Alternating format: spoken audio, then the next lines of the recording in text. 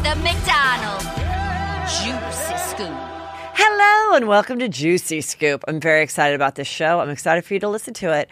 I've got all the Juicy Scoop on the updates of everything that's going on. And then I've got an exclusive interview inside the world of the Kardashians that is absolutely explosive. And then I have Inside Crime with the new Juicy Scoop favorite, former prosecutor and now 2020 consultant, Matt Murphy. And we're going to talk about Jeffery Dahmer and the new Netflix show and so much stuff. And Sherri Papini, update on that as well. So here we go. First of all, you guys, this weekend, Chris Frangiola and I are coming to the Neptune Theater this Friday night at Seattle. I just checked with my agent. Don't mean to brag, I have an agent. The very few tickets left. And then we're off to Portland. So please get your tickets. I don't know when I'll be back to either one of these places. This is a topical, exclusive, Juicy Scoop show that can never be repeated, saved just for you, with Chris Frangiola, so you do not want to miss it. That's this weekend. Then I am off to October 15th during BravoCon. That evening, again, very few tickets left. Almost sold out. So great. I've got Carlos King there with all the Bravo scoop, October 15th. In New York, and then all your favorites in Vegas, October 22nd. And then, of course, I've got Texas, and then I've got the East Coast in November, heathermcdonald.net. Do not miss out. Okay, let me get up to date on the Adam Levine mistress DMing douchebag nightmare. First of all, I want to say to all you Juicy Scoopers that felt the need to tell me that I had my information wrong, the girl on TikTok, literally it popped up 15 minutes before we recorded, okay?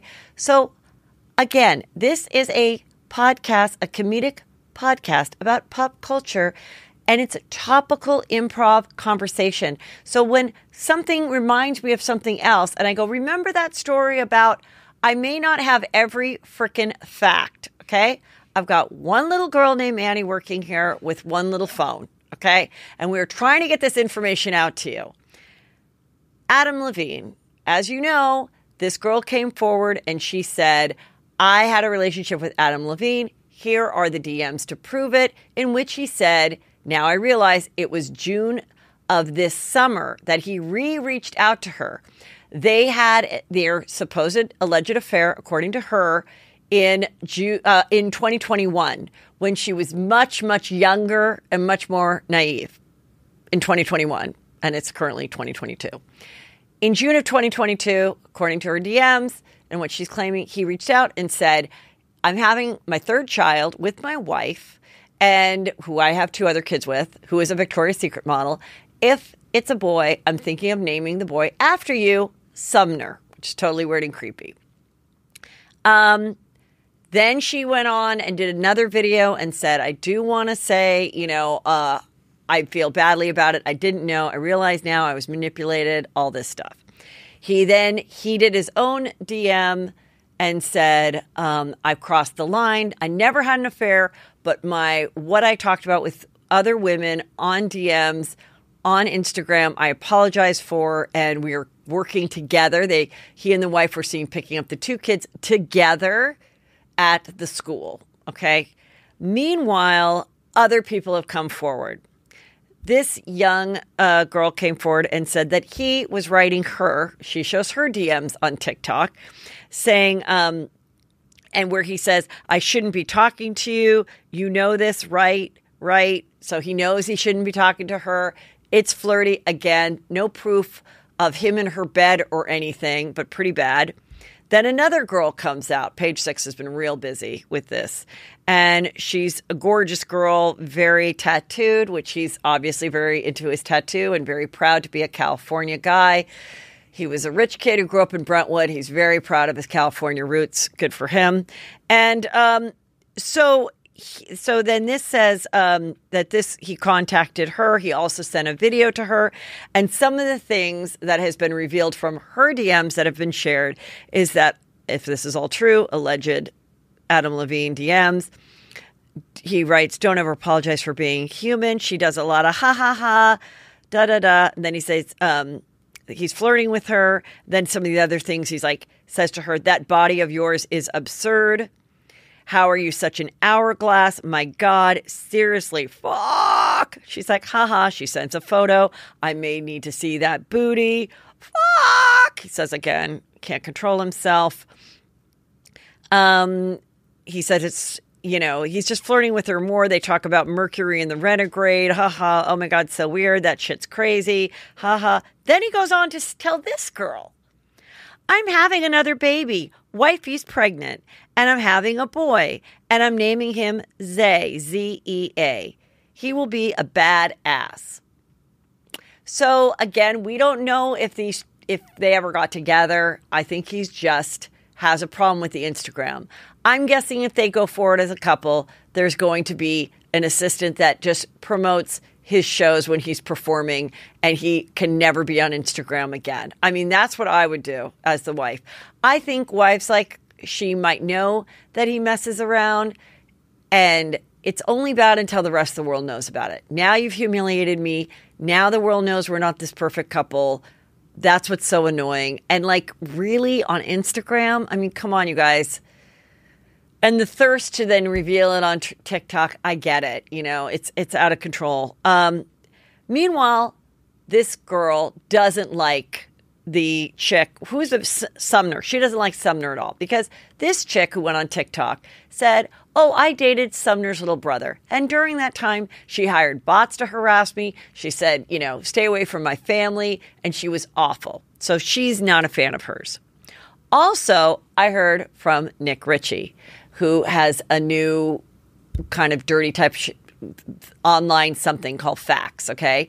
And he let me know that, according to Nick Ritchie, that a third party approached him to possibly pay for Sumner's story. Now, remember, Sumner said, the only reason I'm coming out on TikTok is to tell you that that one of my friends was going to reveal this story to a tabloid, and they were asking me for a response, so I'm going to beat you to the punch and do it myself on TikTok because it was going to be revealed anyway.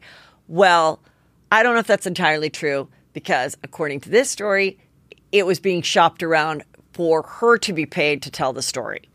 So, meanwhile, Gina, the matchmaker who came on my show, her TikTok pops up and she does a stitch as well to Sumner's and says, I'm going to say something you guys might be surprised by. I know Sumner. She's a delightful 23-year-old girl. She's a lovely girl that I set up with one of my rich younger guys, and she was a total delight. Then she goes on to say something kind of interesting, saying, you guys don't be so harsh on her. Imagine being 23, which she was at the time of this supposed affair with Adam, and someone like Adam approaches you, pursues you. They're so magnetic. They are because they have these superpowers that major movie stars and major rock stars have. They have that ability to become a star, and then, so when they shine their light on you, it's just undeniable. And let's just see where you would be when you were approached by that. I think there's a lot of women throughout their lives that are pretty enough and lucky enough to have probably gotten together with very famous married men. Fortunately for the famous married men, there wasn't TikTok at that time. This kind of reminds me of the whole Jesse James thing with Sandra Bullock, one of the greatest Juicy Scoop history stories ever. Not great for Sandra Bullock, but just mind-blowing because they were this couple and she was America's sweetheart, beauty queen, and he was this rough around the edges but heart of soul, Long Beach former kind of gang type of guy that really was handy and could fix motorcycles. I don't know. And he was cheating on her crazy with all these different porn stars, and they'd come to his garage and have sex with him on his couch, and it all came out on In Touch back when you had to actually buy the magazine and read it. These girls didn't have TikToks to make money. These girls didn't have OnlyFans. They had to actually drive to Long Beach to get laid by someone's famous husband. So, all the way through the snow of Long Beach, trekking along to get any kind of receipts that they actually were having contact with a famous person. Now these girls can just lay in bed, DM couple horny, married, famous people screen grab it, save it for a rainy day, decide, you know what? I've been stuck at 280,000 followers on TikTok for about 3 months now. Time I bring out that time Adam Levine DM'd me and told me about his son that was coming along the way. I'd like to top it over to 300. Listen, I'm a thirsty bitch. You guys see me. You saw me beg to get to 300 on Instagram. I'm very close to 300 on TikTok.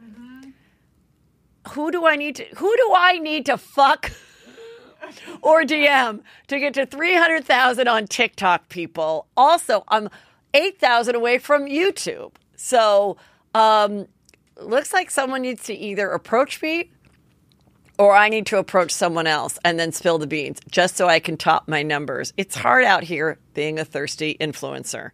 Very interesting. And then, of course, Emily Ratajkowski.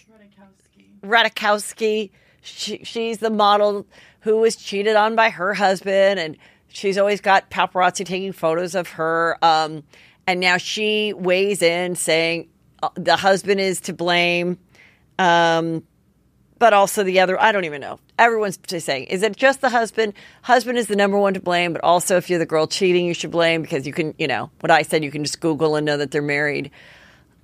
There you go. But listen, my prediction is Emily's going to have a podcast. It's coming out. I know it. And it's going to be called Model Behavior. And the first 8 episodes will be about cheating, infidelity, getting over it. She's going to have therapists on about it. She's going to have former mistress. She's going to have people that are recovered cheaters. That's what her show's going to be about. Prediction. Ding, ding. Okay. Real Housewives of Beverly Hills, my mind is blown. I'm recording this on Wednesday, so by this time you'll have watched the whole episode. The sneak peek, which is a few minutes long, came out last night, and I am shaking. It is all the women on the private jet leaving Aspen, missing one person, Kathy. And they all are talking in the plane as well as doing their interviews in their beautiful outfits, giving their testimony to what happened that night at the Caribou Club. We now know that according to Sutton, she said, Kathy wanted to do the conga line and nobody wanted to do the conga line. And she got very upset by that. And she said, Sutton, if you don't do the conga line with me, then you got to leave with me. And if you don't leave with me, then you're not my friend. And then she said to Kyle, you better leave with me. And Kyle was like, no, I don't want. So then Lisa Rinna offered to take her home. And they leave in the Sprinter van. And that is when Lisa Rinna says she freaked out, said horrible things. And you see Lisa Rinna say this. She was furious and she said, I'm going to take down Bravo. I'm going to take down NBC. Maybe she even threatened about Peacock. I don't know. But she was ready to take down everything.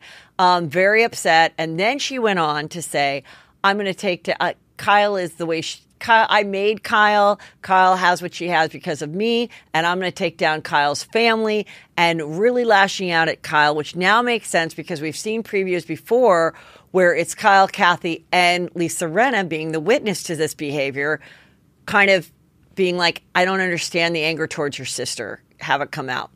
I've also heard rumors from the reunion that Kyle really takes the fall and protects Kathy because there's a wedding coming up. I think Kyle's daughter's getting married, and she obviously wants all her family and the nieces there.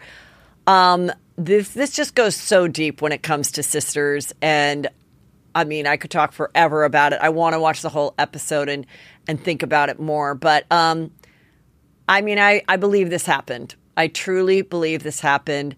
And I just think Kathy is like probably lashing out thinking, why the fuck did I go on this show? They've probably been asking her from day one. I know it. They've been asking her from day one when they got Kyle and Kim. They wanted the three of them. But then other people said, no, they only wanted the two of them because they felt the three would be too much of them. Now, I told you the three of them were trying to get their own show. So whether Kathy was never asked or Kathy chose to stay behind and then 10 years later was like, you know what? Maybe this will be fun. I have a new face. My daughter got married. People are loving me. Maybe I'm ready to show my quirky, funny side. But she's also been, married forever, very rich, very entitled, and might also have a temper that her friends and people around her never see. So just because someone was nice to you doesn't mean that they can treat their siblings different. As someone who has a serial sister, I certainly have been lashed out at too many times to count. But other times that can happen and sisters get back together, but they've also had their big breaks, and it's very much whatever happened to Baby Jane, and Kathy and Kim really had the more illustrious careers, and maybe they feel Kyle got to have a more fun, normal childhood, and Kyle is now the biggest star of the three of them. They were so jealous when Kyle sold her show to ABC about their life, and it's so much, but is what is my favorite part about being a Real Housewives fan is the deep, deep relationships, especially when it involves siblings or sister-in-laws like New Jersey or the Manzos and all of that. It's what it was built on, and it's so good. I got chills from that. Okay, The Bachelorette, I barely watched. It was two girls, a huge mistake. Jesse Palmer, such a boring, awful host. Anyway, The one girl, Gabby, with her voice like this, she's on Dancing with the Stars, and she's really happy because she did fall in love. There was only one guy left at the end, and they got engaged, and it was really hard, but it was really special. Anyway, it came out, someone got his yearbook, and he made an unfortunate mistake of going as Jimi Hendrix to a Halloween party in high school, and they got a photo of it, and he is blackface. And she's on Dancing with the Stars, and they're going to grow from it. Oh, my God. Then the other girl, she got a guy, and she was all happy about it.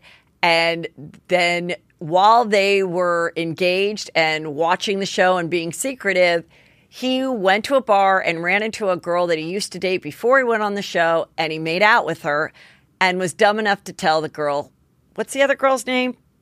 Gabby and Rachel. He goes on to tell Rachel.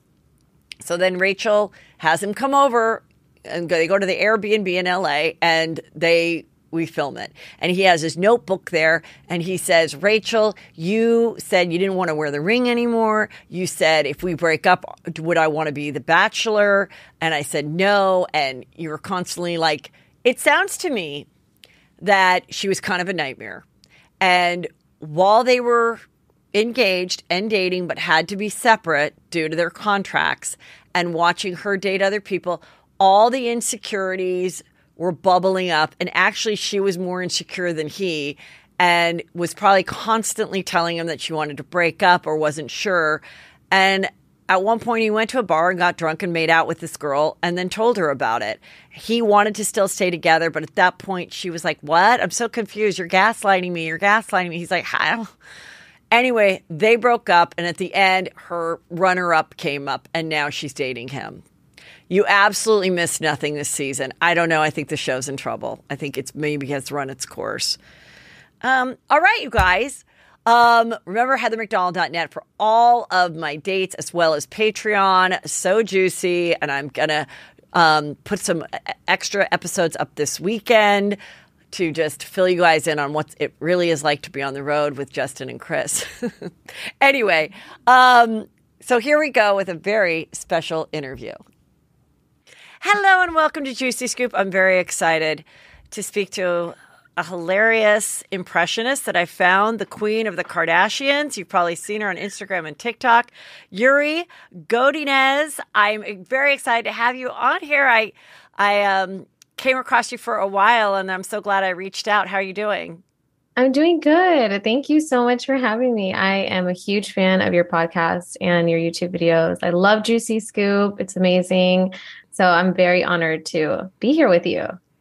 You're so sweet. Well, you're absolutely beautiful. You have black hair and big chocolate eyes. So in doing the Kardashians, it's really great because you do all of them, and each voice is so different, and you really capture their essence. But then you look like them. Like you look like you could be, one of the sisters. So You it think really, so? yeah. So I think that's also what helps sometimes with an impression. If you kind of resemble the person, oftentimes when someone's a really good impressionist too, they just embody them so much that you're like, oh my God, your face sort of changed. So how did you start to do impressions, and how did this all begin? Because you're quite the sensation. Thank you. So I want to say this started about a year ago. March 2021 is when I made my very first Kardashian parody.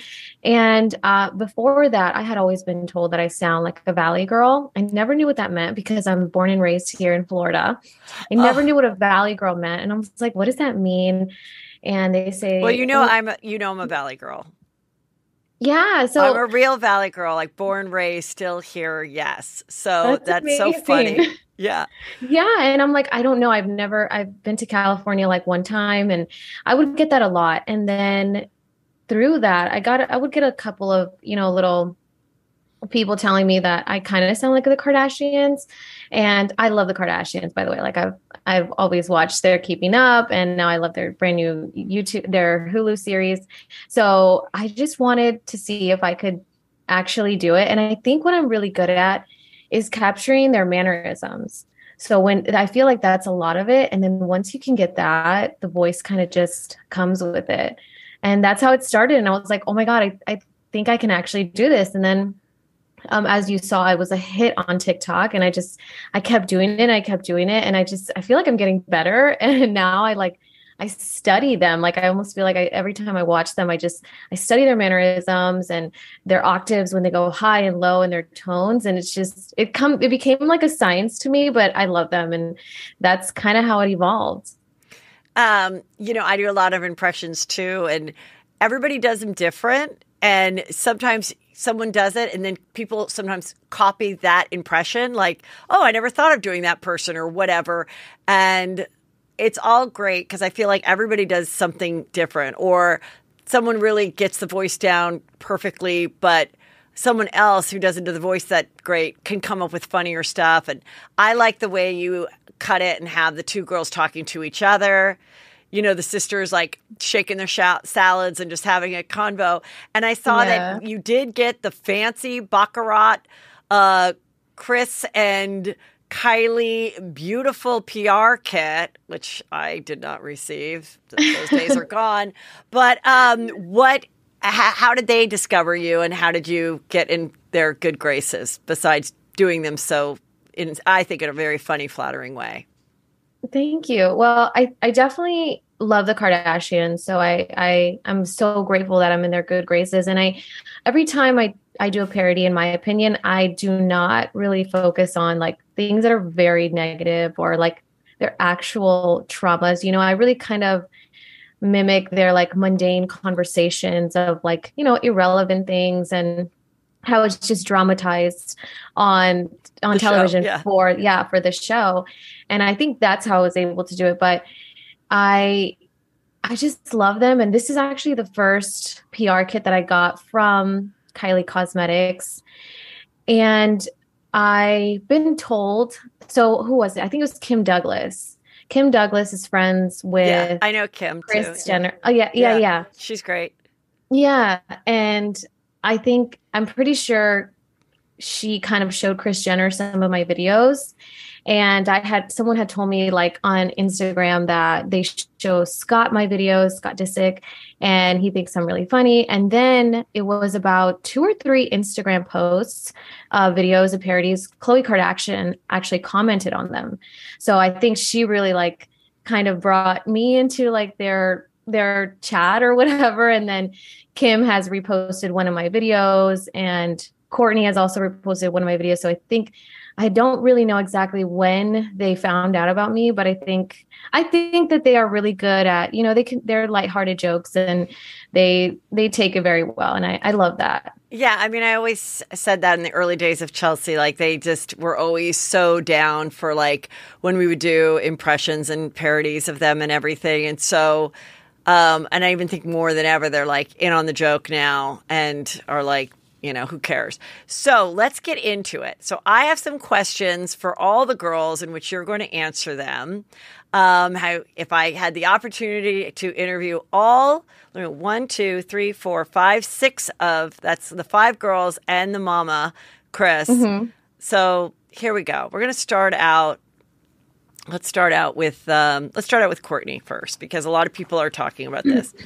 I am here with Kourtney Kardashian. Kourtney, thank you so much for coming on the show. I think everybody just wants to know, after your latest post, are you pregnant? No, I'm not. Yeah.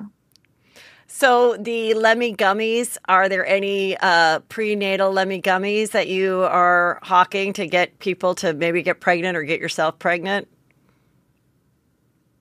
I really think that there's some science that will develop, and it'll be just gluten-free. So stay tuned. I love that. And I also love that you're such a caring mother about your kids' health. And you recently did an interview where you revealed that poor Mason has not been able to have French fries for a year. How do you see the future of his fry ordering happening? Yeah.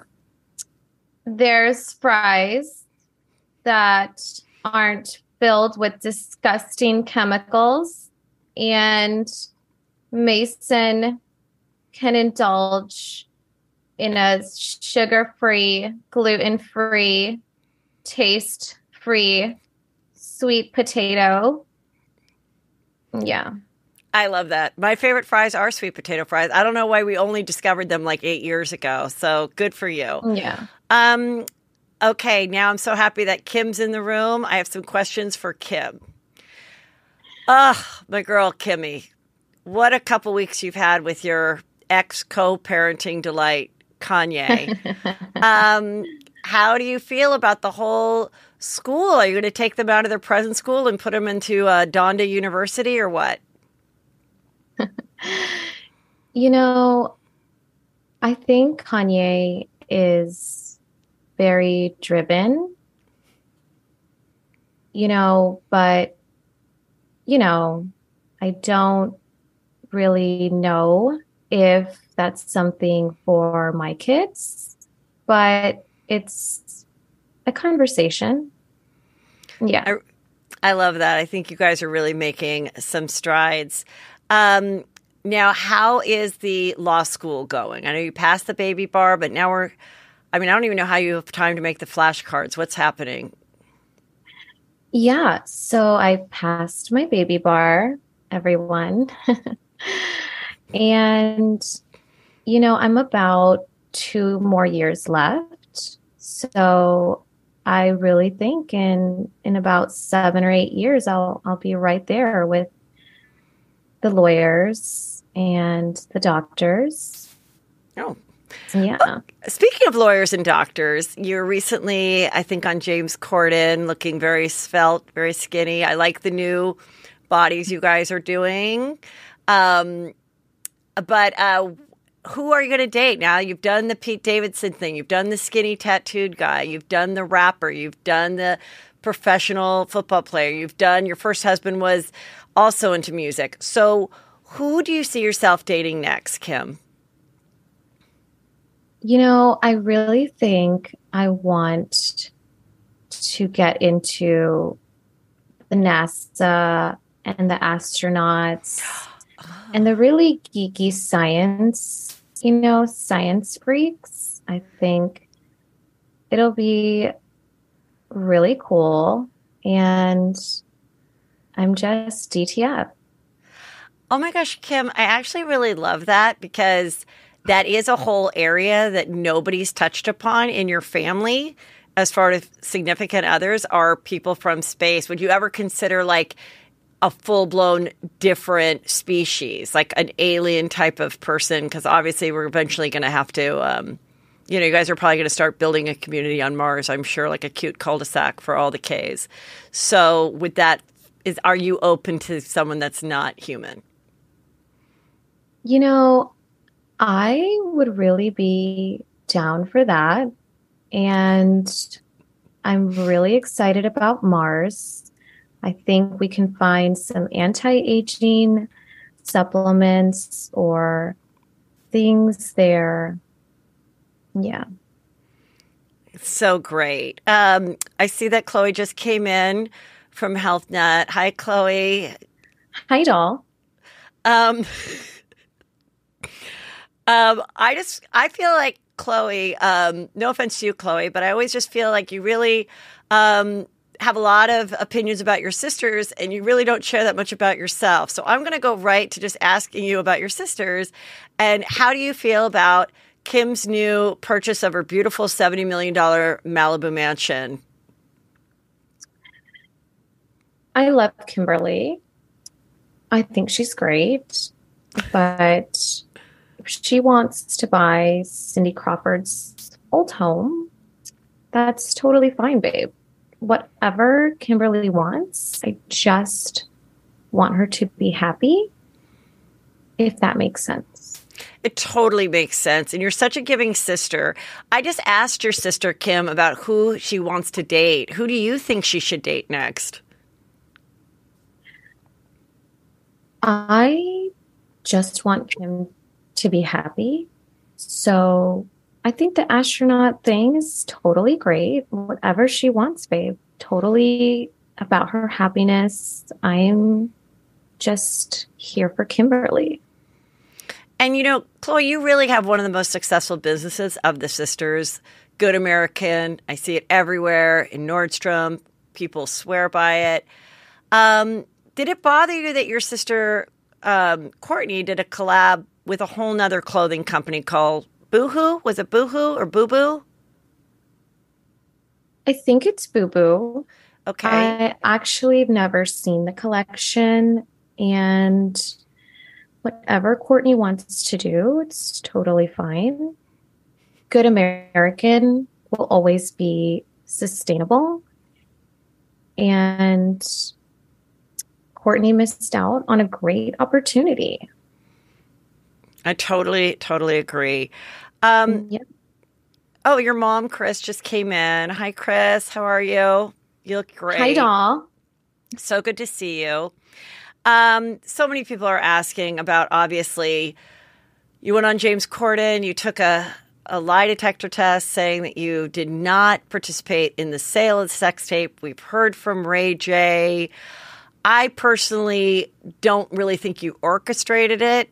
I think maybe there was, some stuff on their part that might have been a little manipulated. But I just want to ask you yourself, does it bother you that people still think that you somehow were in the editing bay picking out the best clips of your daughter having sex with Ray J?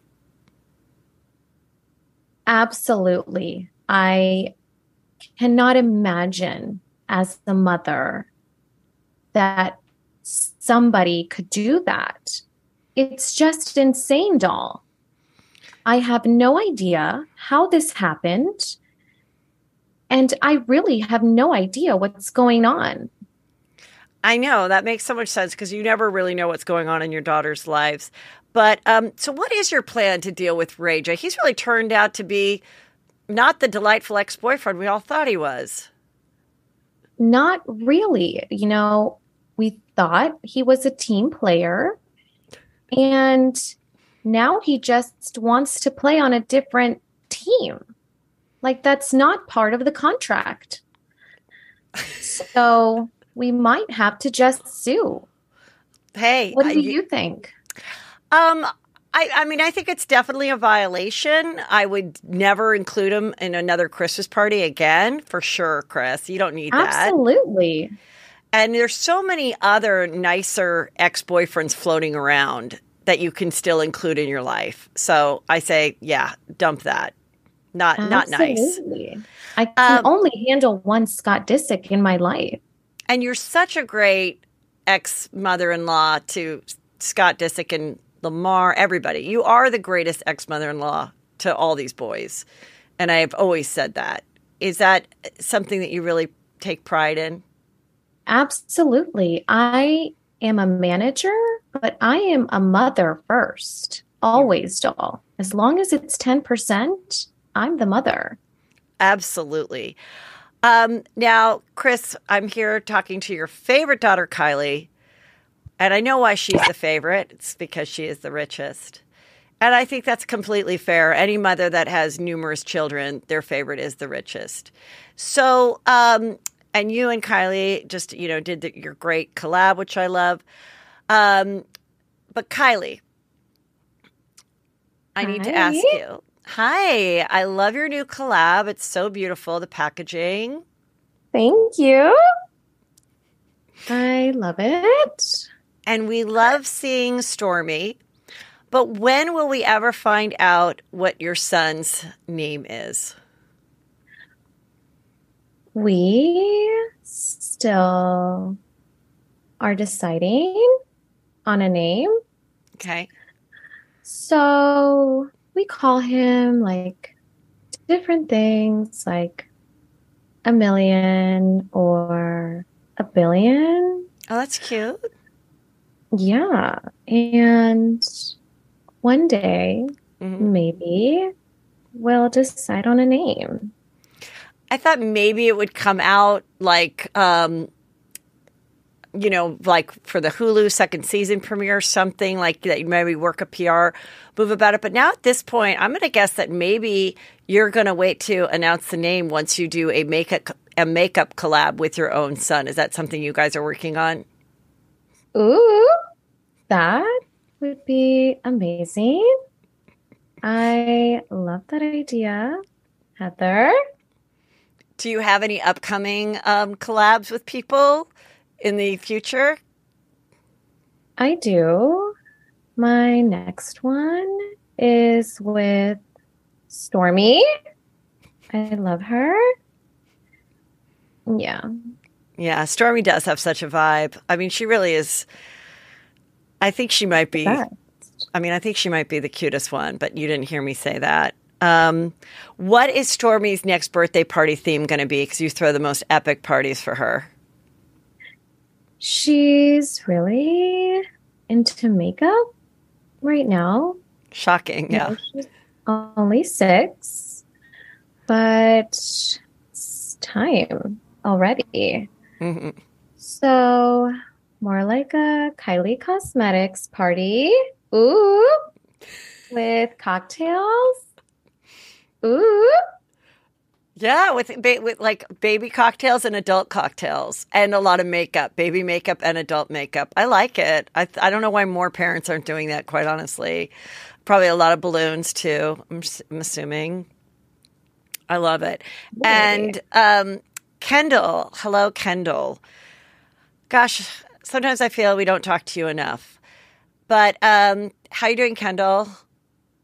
I'm good. I'm doing so good. I'm actually doing actually doing amazing, like so good. Like I probably never felt better. I'm probably doing better than everybody else. Like that's how good I'm feeling. Oh my gosh, that's great to hear. I mean, you two are the entrepreneur. You, along with 20 or 47 other celebrities, have your own tequila, 818, which is very dear to my heart because I'm a born and raised 818er, just like you, Kendall, till we die. And recently, you got a lot of free press out of the drama that's happening over on Beverly Hills. They all went to Aspen, and Lisa Rinna referred to you as her friend, and she said, "Let me try some of my friend Kendall Jenner's 818 tequila," which really pissed off Kathy Hilton. How long have you and Lisa Rinna been friends for?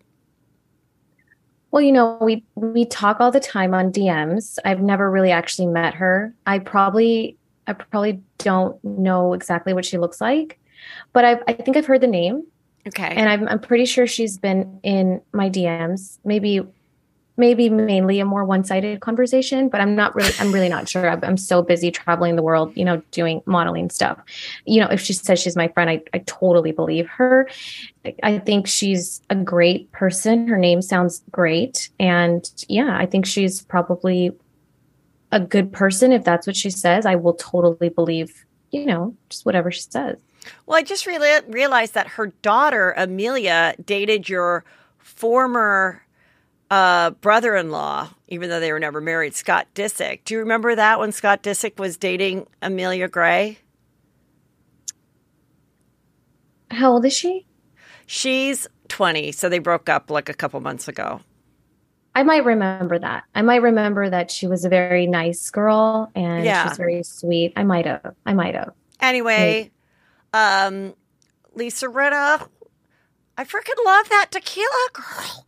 No, your tequila's great. I mean, I still have to try it, Kendall, but I will try it. And who are you dating now? I can't keep track. Aren't you with a basketball player or something?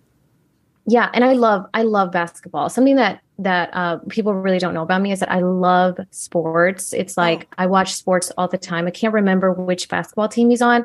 I really can't remember his number or any of his teammates' players' numbers. And I really don't remember where he plays or who he plays for. But I love basketball. I watch it all the time. Like me and my friends, we spent a Friday night and we opened up my big screen movie theater just to watch the game, crack open some beers. I don't know the name of any beers right now, and also 818, and 818 is amazing. It's probably one of the best, most authentic, most genuine tequilas out there. There's nothing in the world that tastes like it. It probably genuinely, no, actually, it's probably the best. Yeah, well, in the words of Lisa Rinna, she said, oof, oof, sweet. It's real sweet. It's a sweeter tequila. I like that. Ooh. Yeah, it might be kind of sweet too. I don't know. I've never really tried it myself, but I definitely think it's the best thing out there. Gosh, you are a great spokesperson, and you're such like a guy's girl. Like I can tell you loving sports and stuff. You're just like such a casual, down to earth girl. I'm probably the most literally like actually relatable person out here. Yeah. I love just the simple things, a chill day, in my Maserati or in my G-Wagon. Yeah, just, totally. Reading a book that I probably while you drive? and buy. Yeah, while I'm driving. And I get driven to places too, when I don't feel like driving. That and, reading a book that probably was sent to me in the mail, just to read. And wow. Wearing my $2,000 Balenciaga jeans is extremely relatable. Like I love the simple things. Totally. I love that about you. Well, I'm so excited about your family and when does the Hulu show come out this week? I can't really remember. I would ask my mom because I'm out, probably just watching, just doing chill, fun stuff. I want to say it's September 22nd exclusively on Hulu.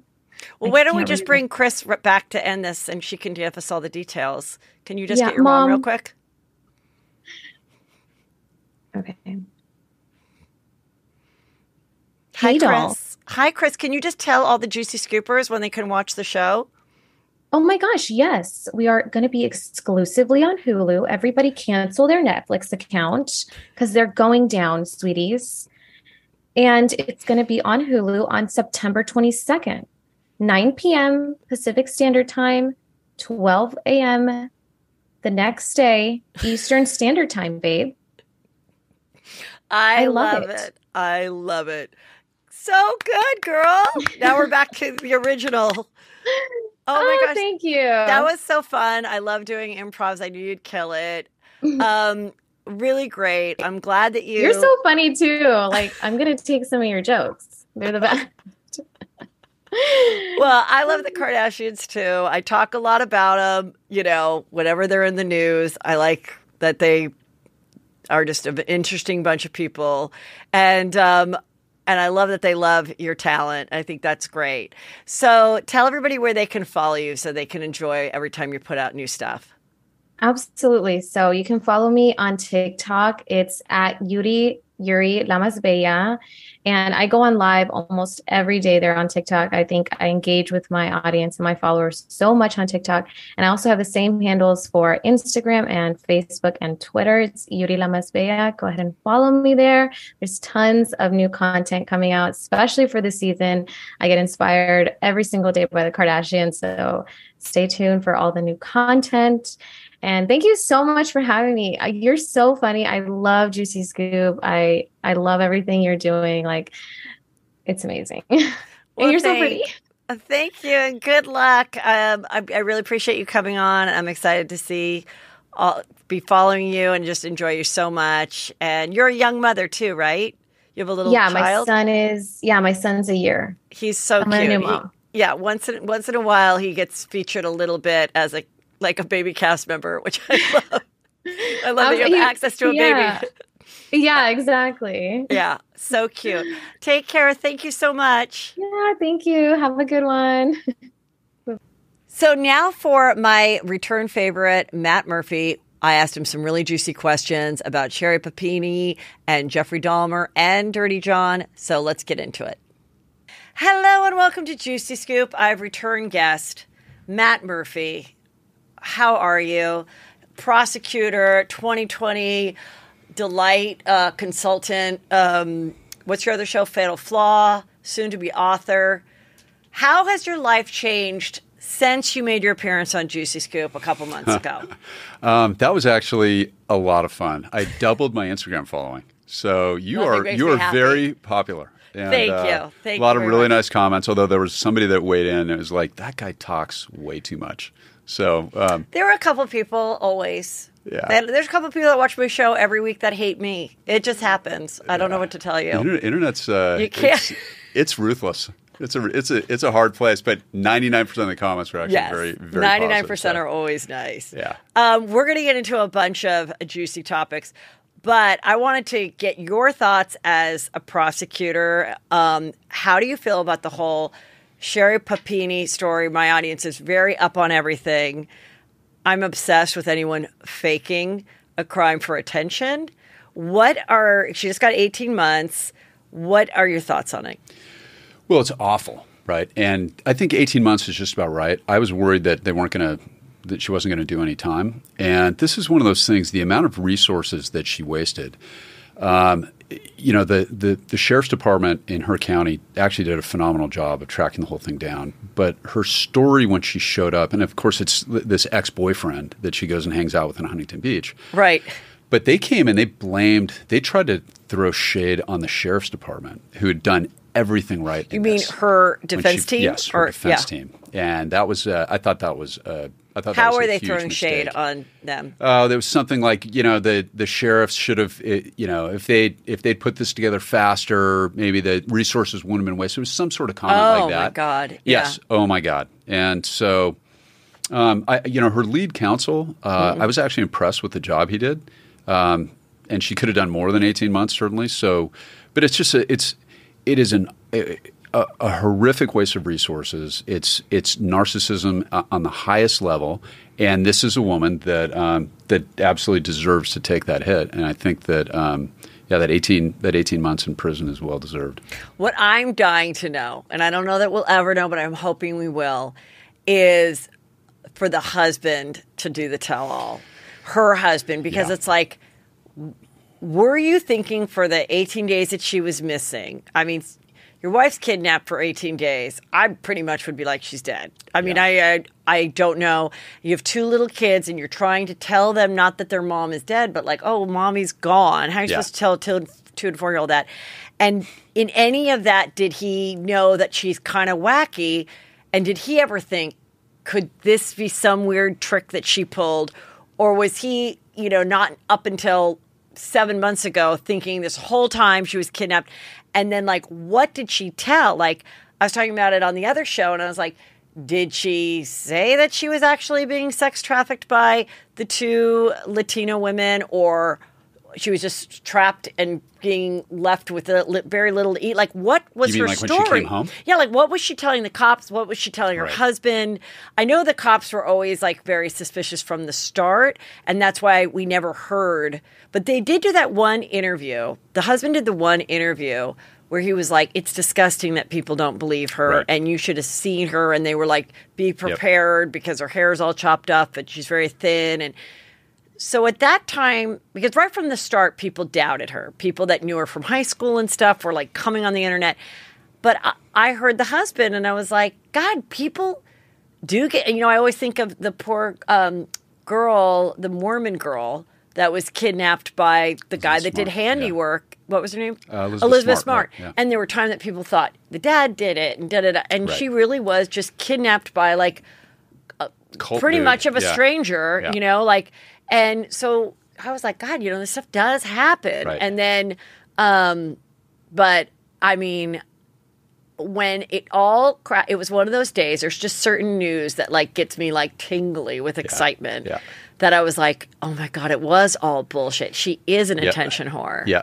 Now, what's interesting about that, so ABC had me study up on that, and I did some Good Morning America work on that. When you look at him in the whole true crime concept, okay. When you look at who, the husband or the boyfriend? The husband. Okay, so the husband. You watch his interview, and that's what's sort of, and nobody got hurt on this, right? So that's why it can be sort of a fun thing to talk about. Like, look at this crazy woman who did this. So this poor sad sap is married to this woman, has kids with her. He thinks she's dead, and when you look at forensic science, and you know all the advancements that we've made, the most important thing that we still have in figuring out what happened is that gumshoe gut that you were talking about. Like, and everybody has that, and that's you can watch that video of that husband and figure that out for yourself. Like, and I think he was a total innocent. I don't think, and I think she walked in the door and cried, and he thinks that his wife is dead. Yeah. He is probably going through and that's the worst thing anybody can go through, right? Somebody you love has been murdered, kidnapped and murdered. It is the worst thing. And now he's got kids that he's got to explain it to. And meanwhile, what's really happening is she's banging her ex-boyfriend in Huntington Beach. Well, now, is she banging him or not? Because he said he was kind of a sad sack. Sorry. Not some like hot Facebook love that like you re-hooked up with. He was just kind of an average dude, average money, average job, not rich at all. And he said that they didn't, but then there was DNA on her underwear of his, but it wasn't like sperm DNA. What is your knowledge of that? Well, I know that when she was, the emails ahead of time, it was basically like, I'm going to leave my husband and go with you, right? That was so there was definitely a romantic element to it, and maybe they didn't. I don't know. He could be another victim, but I mean that's kind of weird. It's like she shows up and is burning herself in his house or whatever she's doing. But I think if we think that they weren't boning, which I honestly think she could be such a manipulator. Could be. That she kind of pursued a guy that was kind of dumb. Like, he didn't have, he wasn't a doctor. He had, like, kind of just an average job. Yeah. And she came and was like, remember us? And there was some information where he was sending information back and forth of their time together. And then I think she sort of said, we're going to do this plan. I think he just got kind of wrapped into it and pretty much cooperated right from the start once he was kind of caught. So that shows he's like kind of a good person, And then he said, like, I would come home and like she wasn't eating much. And then all of a sudden her hair's chopped. And then she sends me to Hobby Lobby. And I'm like, it was so crazy. But it's like, I think that in her weird world of being like this pretty girl, sometimes pretty people can be really fucked up because take life. It from me. Yes. You are a pretty person? No. I've dated, I think, every crazy pretty woman in all of Los Angeles Dr. County. Drew talks about it. It's like a whole nother thing that hasn't.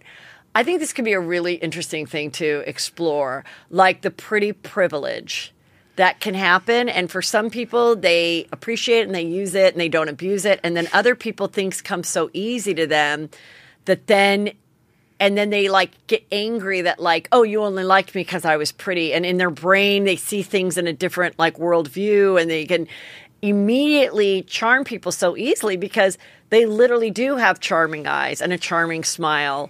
And what talk about the pretty privilege? Well, you've ever seen that the Hot Crazy Matrix? You ever seen that on YouTube? No, it's a what is police it? officer. Oh my gosh, it's great. It's like he has this whole he's got this graph where it's like Okay. the hotter she is, the crazier she is. You Okay, know? And all right. and if she is if she's rational and smart and nice and beautiful, capture her for science because that's a unicorn. Does Okay, not exist. yeah. It's really funny. I'm not doing it justice at all. but Okay. it's the hot crazy matrix. Okay. Yeah, you can YouTube it. But as a prosecutor, when you talk about that, what is when you're saying, "Oh, I understand," like give me some examples or explain it more. Well, I can tell you, I mean, for one thing, when you're selecting a jury, you got to be very careful about the closer you get from a prosecution standpoint to people that live in the real world, the better you're going to be. Like you want people that are blue collar or on the edge of blue collar. Like nurses are great because that's reality. And they also see all kinds of people. They see all kinds of people. Funny enough, you wouldn't think so because a lot of them start out as kind of your, liberal, whatever that means. Social workers, Yeah. They start out wanting to save the world. The older social workers have been in every dirty house, and there's no fooling them on anything because they've seen it all. Right. So when it comes to beautiful people, men or women, who have a lot of money, and for Orange County, it's always Newport. That was a beautiful woman from Newport who didn't work was the most likely to indulge the craziest defense theory, and I hope I'm not offending anybody by saying this, but it's true. Those are the problem jurors. Forget about wait. Wait. You mean you don't want that person? A defense attorney wants that person, Yes. though, but a prosecutor doesn't, No. because that girl will believe the crazy defense theory. The farther disconnected they are from the actual world, oh, got it. the more likely, if they read a lot and they're rich and they're super hot, you've got to. When I was coming through training, there's this guy Chris Evans who's a genius. He was like Yoda, this guy, and he would. He came in and he's like, "Look, you're as young guys." He pulled me and 3 or 4 other of the men of our crew that in our training class aside. And he goes, "Look, you're going to have beautiful women that are going to be sitting on your jury." And he goes, and the defense lawyer is going to come over, the older guys, and they're going to elbow you and go, "I'm going to be mad at you if you kick juror number 6. Ha ha ha! Hey, you know what I mean? Let's look at her." He goes, "What they're really doing is that is a defense juror. Oh my and God. They know it, and you got to be really careful about that. And you can be a beautiful woman. I mean, we see this all the time. Beautiful woman who has an actual job in the world and Right. exists and understands people. He's like, if they're rich and they're hot, be very, very careful. And I got that. That was probably my 3rd day in training. If they're rich in the and hot, DA's but they office. don't have a career. Right. Got it. Because that's sort of privilege. Because it was given to them. Either they're born into it or they married it or both. I dated somebody who's famous, who I won't say who it is, but she was reality show famous. This is 20 years ago. Mm-hmm. And when she went to the White House, she got to meet the president. That's the type of thing. That's hot chick privilege, right? You go places and Secret Service agent saw her, pulled her out of her tour, and was like, "You want to meet the president?" And that's that world. I mean, that's and I think if you go through life like that and you're not working, and she that didn't apply to her. She was actually very intelligent. She was an attorney. Not that makes her smart, but she was, you hear stories like that, and you just a few of those ingredients with wealth and the privilege and the disconnection from that. Give me an emergency room nurse 10 out of 10 times, and she'll figure it out. Even if you're wrong as the prosecutor, they'll figure it out. If you're right, you charge the right guy. They'll get it right. That no woman will get it wins, right, yeah. or that man who's a nurse, or blue collar, woman with a Popeye tattoo on her arm, she's going to get it right. She's those are the best jurors, the people that are connected to reality. So, but this woman, Sherri Papini, 18 months to sit and stew. I think that's awesome. I did a podcast on a case a long time ago, and it was one of my favorite Datelines. It was called The Secrets of Silver Lake, and it was. I don't know if it's Keith Morrison or not, but it was one of my favorites. And it was this area where they built these houses around this lake, kind of somewhere inland San Diego. I don't know. So it's kind of blue collar, but young people. Do you know the story? No. So this guy and this girl got married and got together quite young. She didn't, and then they had a couple kids, and then he worked on these like railroad things, and he was kind of hot. And anyway, he was found killed. He's like shot one day working, and turned out she had this affair with this guy who was a young fireman. She was selling, she's not selling, but she was doing the Costco samples. But he was a rookie, so he'd have to go to Costco all the time to get all the food for the firemen. And so they started having an affair, but then they like broke up and whatever. Anyway, he was caught. He definitely killed him. So then the whole thing was she in on it? Mm-hmm. And I was fascinated by the story, and it was like, you know, she was calling her husband before. It was the day before school started. And she was calling him before. Hey, babe, made you that lasagna. You coming? You know, and I always say about those voicemail messages that go to and then the person knew no one's ever going to respond. But like, oh, once they hear these messages, I'm going to sound like such a sweet, loving wife. Anyway, she went through the whole thing. And she was really pretty blonde girl. And so I was obsessed with it. And then it turned out that my sister's friend was her defense attorney. So I had her come on the show. And she was trying to do like an appeal. It didn't work out. She's still trying to appeal it. She got convicted. She did get convicted. Yeah. But I honestly really think she's innocent for a couple reasons. One is, I don't think you'd plan the murder of your husband the day before the school year starts.